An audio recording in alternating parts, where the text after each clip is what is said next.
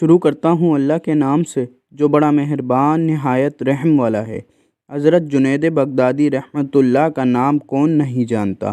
آپ کا واقعہ ہے کہ حضرت جنید بغدادی نے ایک مرتبہ دل میں خیال کیا کہ اگر شیطان سے ملاقات ہو جائے تو ایک سوال کروں گا، اور انہوں نے ایک دن اللہ سے دعا بھی کر دی کہ اے اللہ کبھی شیطان سے ملاقات کرا دے تاکہ اس سے سوال کر لوں۔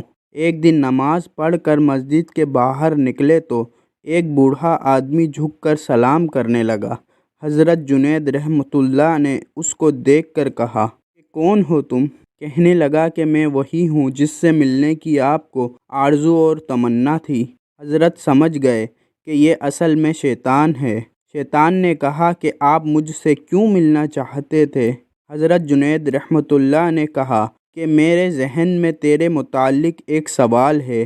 سوال یہ ہے کہ جب اللہ تعالیٰ نے تجھے حضرت آدم علیہ السلام کو سجدہ کرنے کا حکم دیا تو میری سمجھ میں نہیں آتا کہ آخر تجھے کس چیز نے اللہ کے حکم کی تعمیل سے منع کیا؟ کیوں تو نے سجدہ نہیں کیا؟ کیا اللہ کی عظمت کو نہیں جانتا تھا؟ ارے تجھے اللہ کی معرفت حاصل تھی، اللہ کی عظمتوں اور جلالتوں سے تو واقف تھا۔ اس قدر اللہ کی قربت رکھنے کے باوجود جب اللہ نے تجھے حکم دیا کہ آدم کو سجدہ کر تو نے آخر کیوں سجدہ نہیں کیا؟ اس پر شیطان کا جواب کیا تھا وہ سننے کے قابل ہے۔ اس کے جواب نے کچھ دیر کے لیے حضرت جنید رحمۃ اللہ کے ہوش اڑا دیے۔ اس نے کہا کہ جنید، آپ جیسا توحید پرست آدمی اور یہ مشرکانہ سوال، آپ جیسا توحید پرست ایک اللہ کو ماننے والا، ایک اللہ کی پوجا کرنے والا، اور آپ کے ذہن میں سوال آ رہا ہے مشرکانہ سوال کہ میں نے غیر اللہ کو سجدہ کیوں نہیں کیا؟ کہنے لگا کہ آدم تو غیر خدا تھے، خدا تو نہیں تھے، میں غیر اللہ کو کیوں سجدہ کر لیتا؟ آپ جیسا توحید پرست آدمی ایسا مشرکانہ سوال میرے سے کر رہا ہے، بڑے افسوس کی بات ہے۔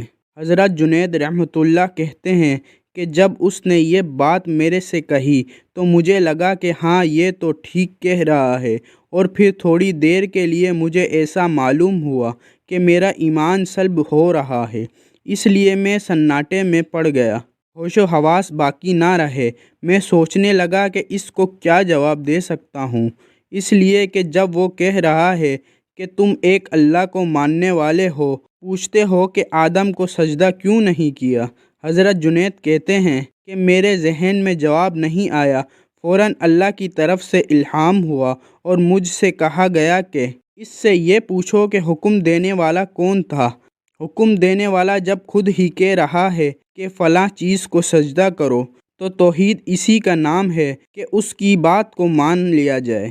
حضرت جنید کہتے ہیں کہ اس الہام کے بعد میرا ایمان برقرار ہوا، ورنہ تو مجھے ایسا معلوم ہوا کہ میرے ایمان میں تزلزل پیدا ہو گیا ہے۔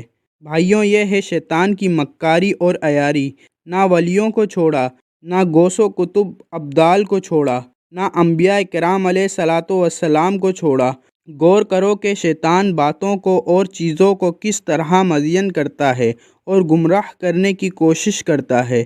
اس کا ذرا اندازہ اس واقعے سے آپ کر لیجئے۔ اس لیے کبھی بھی شیطان سے بے فکر نہیں ہونا چاہیے۔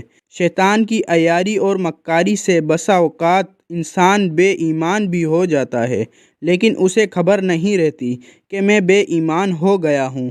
شیطان کفر کو مزین کر دیتا ہے۔